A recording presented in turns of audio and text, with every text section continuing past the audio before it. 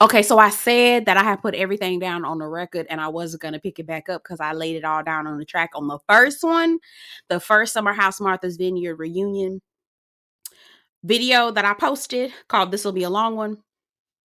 Y'all, I got on Twitter. I was like, you know what? I said everything I wanted to say. I did everything I wanted to do. I put it all on the record, girl. I had nothing else to say. Girl, I got in them comments and then I got on Twitter and I'm like, oh no, wait a minute. I got a little bit more. I got a little bit more in me. First of all, this has been trending since yesterday. It's still trending. The girls are still talking about Shanice for some reason. It's trending. The girls are wearing her low, okay?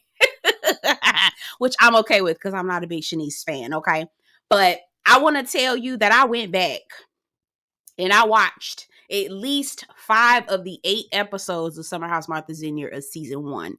And I have some thoughts based off of that. So the problem with this show is that we did not get a reunion for season 1. And so a lot of the interactions, a lot of the relationships that are severed now are because of season 1 issues that have not been resolved. And so I think that people are forgetting.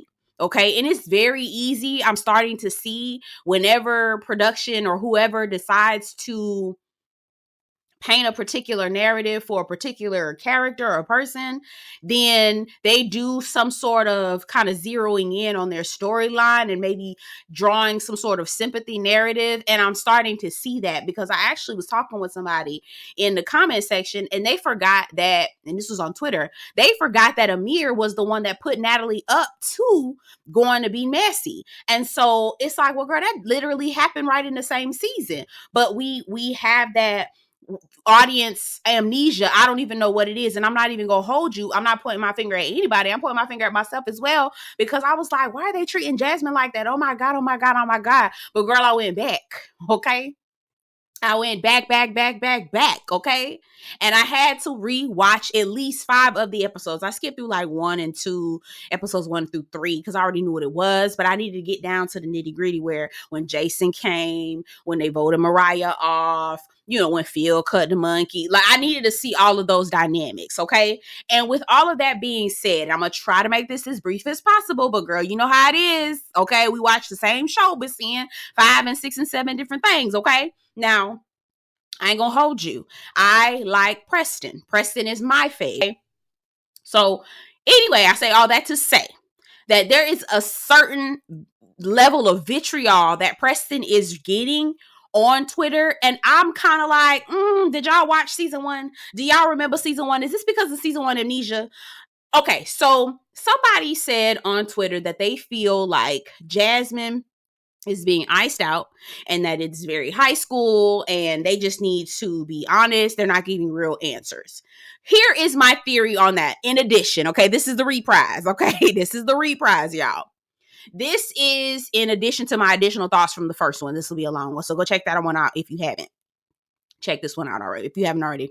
So anyway, I'm saying all that to say, I think that Jasmine was a party girl. We already know Jasmine was out there. She met Bria, she met Shanice, she met Jordan, she met all of them at the Playboy Club. Jasmine has always been a party girl, okay? Out there, living her life to the fullest, okay? And I remember from rewatching season 1, I literally just rewatched episode, 5 from season 1, literally just a few minutes ago, okay? And Silas did not like that. He didn't like that Jordan and Jasmine will be out at 3:00 in the morning. He don't want his wife to be doing this. He don't want his wife to be doing that. All of these things, very misogynistic. Okay. Now here you are. You got Jordan, who is a very independent woman. Okay. Who does things on her own time. Okay. And has her own thought. Now, don't get me wrong. She nasty. She mean. She rude. But I think that we as a people have an issue with a woman who doesn't align with the nice girl, you want to be a wife type of people. People don't take too kind to girls who don't want to grow up to be a wife. Okay. People don't take too kind to the girl who doesn't want to quote unquote live whatever the soft life is called. And shout out to my subscriber who was saying that Jasmine is living the soft life. I said, girl, please. If that's a soft life, I'll take a hard one, girl. No, thank you. Because the way that Silas was on vacation and Jasmine was still working her fingers to the bone, girl, please, girl. The butcher, the baker, and the candlestick maker, girl, she was not on vacation, baby. Mama had to wake up at 5 o'clock in the morning just to have them eggs scrambled and that bacon fried so that nigga bald-headed, milk-dud-head ass nigga could get up and enjoy his quote-unquote meal, okay? And then not eat it after she had to slave over the kid. I said, girl, please, okay?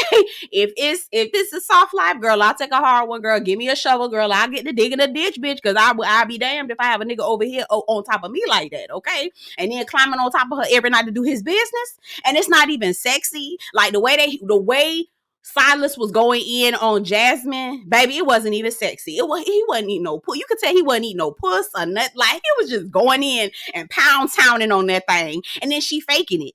I said, anyway. But y'all forgetting about all of these things. Y'all forgetting about these details. Now, Silas and Jasmine rolled in there and was on some... Okay, so Jordan had sworn to celibacy, right? She was celibate for like a year. And mind you, everybody wanted Jordan. Alex wanted Jordan. Nick low-key wanted Jordan, okay, because he was sliding in her DMs. He was sliding in Bria's DMs. He was sliding in Shanice's DMs. Girl, Nick was a menace, girl. And then when he finally told everybody he had a girlfriend, everybody was like, what? He even said, and girl, again, I watched this season. I watched season 1 literally just a few minutes ago. He was like, man, it feels good to say it out loud. My nigga, what? And they were showing clips of him literally sliding in everybody's DM. So anyway, but I digress, okay? And Alex was even talking about how he was feeling Jordan, but Jordan curved him, okay? Jordan was curving all of them niggas, all right?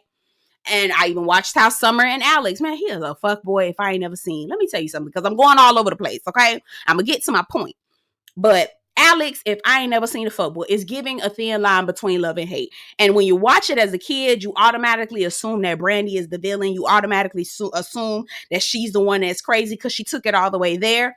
But as an adult, as a woman, you look and you kind of like, maybe Brandy wasn't the villain. Maybe it wasn't Brandy that was the villain after all, and that's what it's giving. It's giving he pulled some stunts and some shows in the background, and don't get me wrong, it didn't take much for Summer to snap anyway, because the girl was already unhinged anyway. But, so I digress. Let me bring it all the way back. So Jordan had sworn to celibacy, right? They sitting down at the table, they having a good little time, and they brunching and talking about when Jordan go get us some dick, okay? Because she didn't hit the 1 year. Jordan says she's in a comfortable space right now because she pledged celibacy to herself because she got into a situationship with a guy who said he was out, you know, not in a relationship, but come to find out he actually was in a relationship with somebody, okay? And it really hurt her because she trusted this person. So she said, hey, no dick for a year. Here go Jasmine. Well, you know, I just really, like, what are you doing? No growth? Is there no growth happening? Like, you're saying that you want to just have a fling, but like, when are you going to grow up? Jasmine was coming at Jordan as if I'm an adult woman now. I am married. I have bigger things to do instead of just playing these silly games with you, Jordan. Like, it was very condescending. So when the people on the reunion say to her, Jasmine, you changed, you acting different, that is what they're talking about. I'll talk a little bit more, okay? So Silas, again, we already know. I forgot. I know y'all forgot about Silas, but I ain't forgot about Silas. Silas was talking like he was the man of the house. He was talking like he owned the house, okay? So there was an argument between, who was it? I think it was Phil. Yeah, it was Phil. Phil got into it with everybody, got kicked out. Silas over in the other room talking about, I don't know how I'm going to handle this. How am I going to make sure everybody in the house, how am I going to handle this? Didn't nobody ask your milk dud head ass to do anything but sit down, because everybody here is an adult. They got into an argument with Bria. Now, Bria is annoying. They yelling at her, telling her go to her room like she's a kid.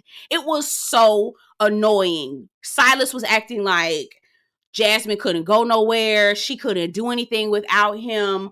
Jasmine and Silas were acting like they owned the house, y'all. They acted like they were owning the house. And here's the thing. Preston, Jordan, Shanice, Bria, these people are very much elevated. They are not with that traditional wife shit. Okay, they're not with that, oh, you know, I stay home and let my man do the. No, they're very much non-traditional. They're very much, I live my life by my own rules. Jasmine, as Silas is getting her out of the car, right? Okay, get her out of that food stamp line is aligning herself with Silas. And you can see that Jasmine was struggling because even in season 1, she was like, oh my God, I got to do this every day of the rest of my life. Yes, mama. And now you got to do it twice because you got Silas that you got to pick up after, and then you got Silas Jr. to pick up after. And baby, they're going to be one and the same, honey. Congratulations, boo. Okay, good luck. All right. Anyway, she was like, oh my God, I got to do this every single day for 10 years for the rest of my life. Yes. Yes, you do. Yes, you do. This is what your man wants every single time, every single day. He wants you to cook and fry the bacon. He wants you to bake a cake. He wants you to pussy pop on a handstand. He wants you to paint the house, make sure it's clean. He wants you to mow the lawn. He wants you to do every single thing. And you got to bust it open for him at night. Girl, please, girl. Anyway, so Jordan, Preston, the rest of these people, they're like, we're not with that trad wife shit, girl. We don't have time for that, girl. Go on with yourself with that. Matter of fact, we didn't even think that was who you were, girl. Who is this that you're becoming? And if this is who you becoming, girl, go on. We don't want to, I don't really want to be around that. And as immature as it is, how do you go back and tell your friend who's morphed into this Stepford wife that she's turned into, somebody who you know that isn't even really her, okay?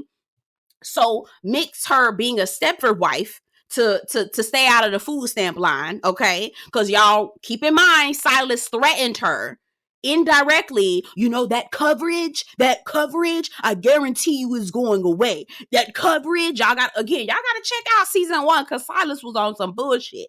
And he threatened her, basically saying, financially, I will put your ass back into the food stamp government cheese line if you don't get your shit together.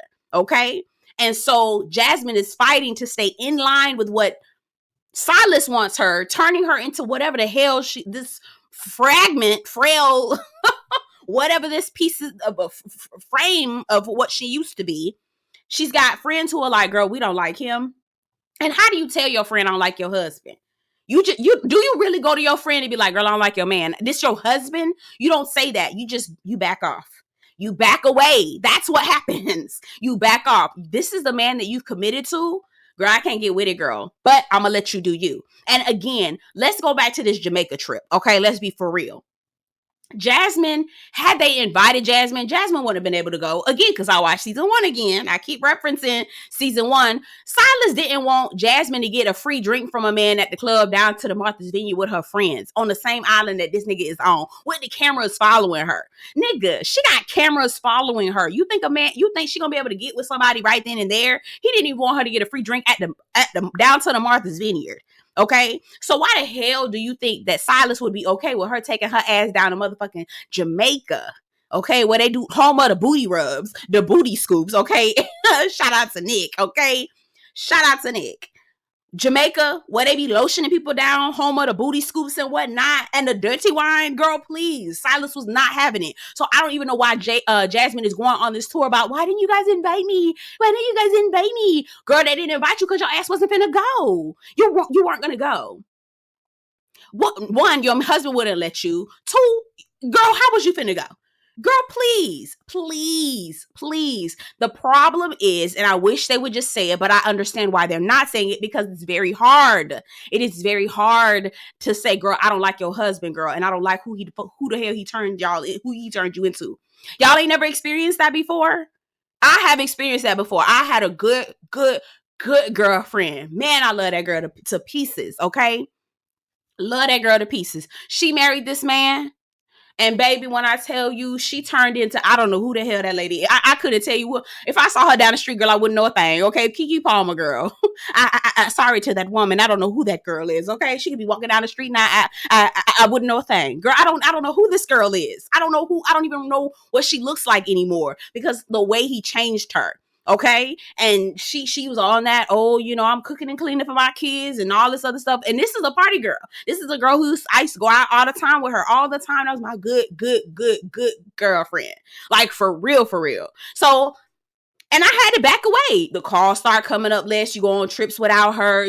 Because she's on a different type of time. And it's not some she's evolving, because I know that's another thing people like to say, she just evolved and became a wife. Girl, don't nobody want Silas, because guess what? Let's be for real. If you get with somebody If you get with the right person, and I'm not saying whether Jasmine and Silas are right for each other or not, but I do have questions, because Silas ain't no nigga I would choose for myself, but he ain't my man, so I ain't got to deal with him.